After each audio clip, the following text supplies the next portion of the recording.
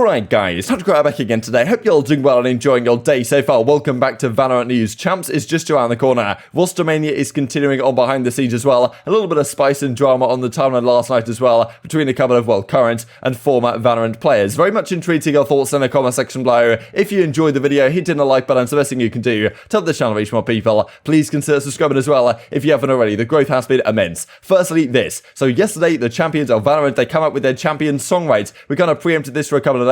Die For You is officially arriving. This is honestly kind of a banger. What I really like is how the beat in the background is very similar vibes to the actual, like, the menu music, right, when you go into Valorant. It's pretty good. The music video is good. It's obviously not going to get quite to level of where some of the world's League of Legends stuff is at, because it doesn't have, like, actual real players involved. It's kind of like anime vibes. But honestly, I thought it was really well done. And pretty cool for the first ever, Worlds or Champions or whatever, to have, to come up with a song like this. It's just classic stuff from Riot. They kill it every single time on stuff like this. That was cool to see, and I believe it's actually going to play in-game when a round ends. So I'll have a go in just a second. Dephh from Cloud9, he seems to be kind of excited about it, and Cloud9 Blue is certainly a discussion topic. We'll have in a couple of minutes time here when we talk about Floppy, that of course was a member of this team a while ago. This is what Liquipedia say on it, at least according to loadout.gg. When the final kill is recorded on a map, the Die For You music video will actually appear. So I don't know if they're actually going to bring up the whole video, whether just the music plays, but yeah, maybe it's the whole video, I guess is what it says here. When the players look at the exclusive championship skin for the popular Vandal rifle, the anthem will play. So I guess it's just the song. So but anyway, like the Vandal rifle, as you can see described right here, is getting an exclusive championship skin. So I'm not sure what this looks like right yet, but I think every player is actually going to get this. There was people talking about the possibility that as Mike says right here, an exclusive Valorant Champions Vandal skin is coming soon. This will be available to all players, not just limited to players in champs. I'm assuming it's going to be a skin in the shop, not free, but anyone can get it, right? The only thing that it should be free is the player card I showcased a while back. So I guess that makes sense, right? It's not just players that are actually going to be there with the World Championship. Everyone can buy this thing, but they're not going to give it away for free, I suppose, which is maybe what I thought when I first saw this. But we'll see how things go anyway going forwards. Let's talk about some Rostermania stuff then, because this is what's been going on the last couple of days. It's kind of strange what Andbox are up to right now. So as you can see, there's a scrim going on right here. We've got the Andbox guys up against the guards with Net on their team, who actually is now confirmed. So kind of a strange couple of a concoction of teams, frankly. So of course Mame we know is on Andbox, who was on Envy, now over there. So he's on the same team, as you can see, as Marder, but also as Bang. So a couple of days ago they were trialing Dicey, it seems, into their team.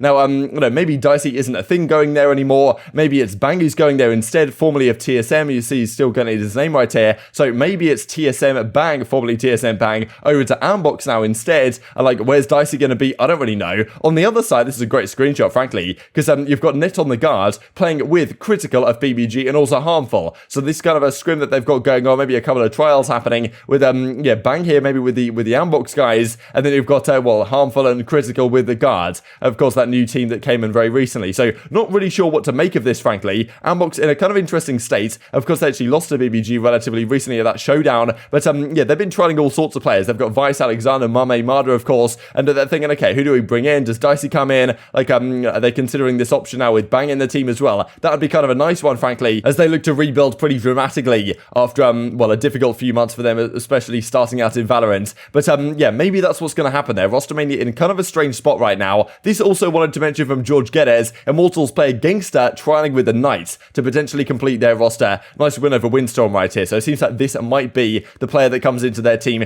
Just some, kind of Rostermania at that kind of second tier level. But as I say, after Champions, I'm sure things are going to kick off even more than that. Speaking of champs, some teams finally out there. Of course, a lot of teams moved out there even like a week or so ago now. Like Envy were out there even more than a week or so ago, I think. And a lot of teams moving out there like in the last couple of days. Vision Strikers from Korea, one of their like top hopes certainly for this tournament, they're out there as well. I do wonder what happens here at champs. Like, of course, there's some favorites. You've got Gambit, you've got Liquid, you've got Sentinels. Vision Strikers should be right up there. It's going to be crazy to see how this one all goes down, and I'm sure there's going to be some fantastic matchups, but they're back in business and ready to go for this weekend. Speaking of this then, of course, because it's in Berlin, things are going kind of crazy right now in Germany. Therefore, the quarantine is very strict. I'm sure that at Riot, they don't want to run into a situation like they had at the North American Last Chance qualifier, where they have this event on LAN, and then like in the middle of the event, someone gets the virus, they have to go home, and it all chaos kicked off at that event, and they had to do it online about 12 or so days later. They don't want that to happen at all. Therefore, like the quarantine restrictions are very strict, not just because it's Germany, but because I guess guess they don't want any of these situations to go wrong once again, especially with people coming in from all over the world. So they're stuck in this situation. Thought this was kind of interesting actually though. Well, firstly from Zolkas, he's not having the best time from Liquid. Why on earth is someone using a hammer at 7 AM in a hotel above me? 9 AM and now drilling, excuse me, what is going on here? So not necessarily enjoying his quarantine experience so far. But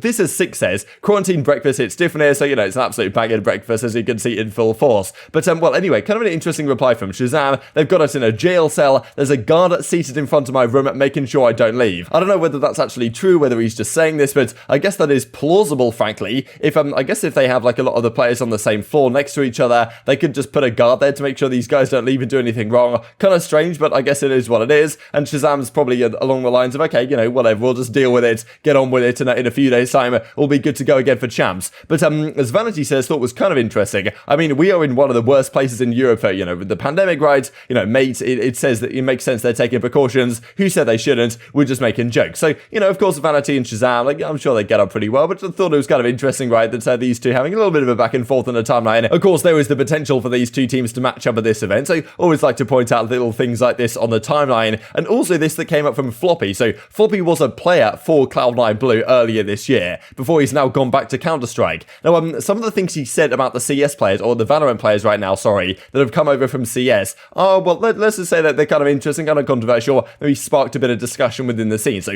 does this interview with HLTV, I mean, the title of it, as you can see right here, playing Valorant has made me appreciate CSGO a lot more, like coming back to it, will he, I guess, enjoy his time coming back to Counter-Strike? Valorant certainly is not for everyone, but I mean, as he says right here, it goes down, these are some of the questions that go through, definitely a learning experience, difficult to adjust to. Now, the one I wanted to mention actually was right here. So as you can see, the outlook of the scene, specifically North America, changed significantly over the last 2 years. That, of course, the Counter-Strike side, with a load of players going over to Valorant, you usually don't hold back when voicing your opinion. What's your take on the situation? My thoughts on the NA scene are it can potentially recover over some time in Counter-Strike. It's not like, this is the sentence really, it's not like a majority of the players that switch to Valorant would ever do anything internationally in CS anyway. I think that the major viewership etc. will help NA orgs get back in business. Some players might even come back, right? We kind of heard about Nitro. Could he come back to Counter-Strike? But this sentence especially was kind of interesting for a lot of Valorant players saying, okay, look, what's your implication here, right? Are you implying that a load of the players that were Counter-Strike players that have gone to Valorant actually weren't good enough as players to achieve anything in CS, therefore they went to Valorant and, you know, wouldn't achieve anything anyway? Some people are looking at this and saying,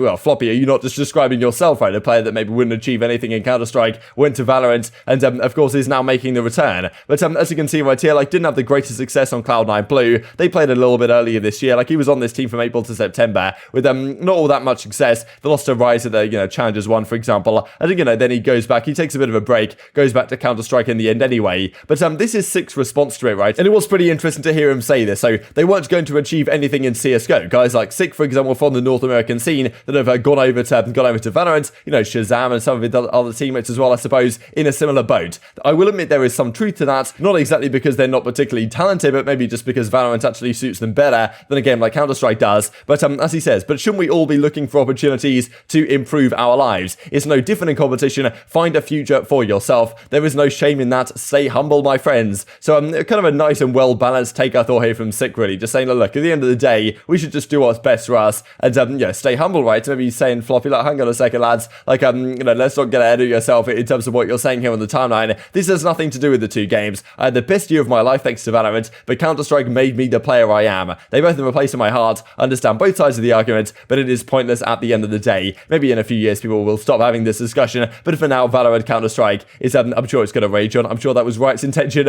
when they decided to come up with Valorant initially. Very much intrigued to your thoughts on all this stuff in the comment section below. Hope you guys enjoyed the video. If you did enjoy it, hit the like button, tells the YouTube gods this is a good video, and also you should see it as well, and help grow the competitive Valorant community. Thank you for watching as always, take care, and I will see you next time.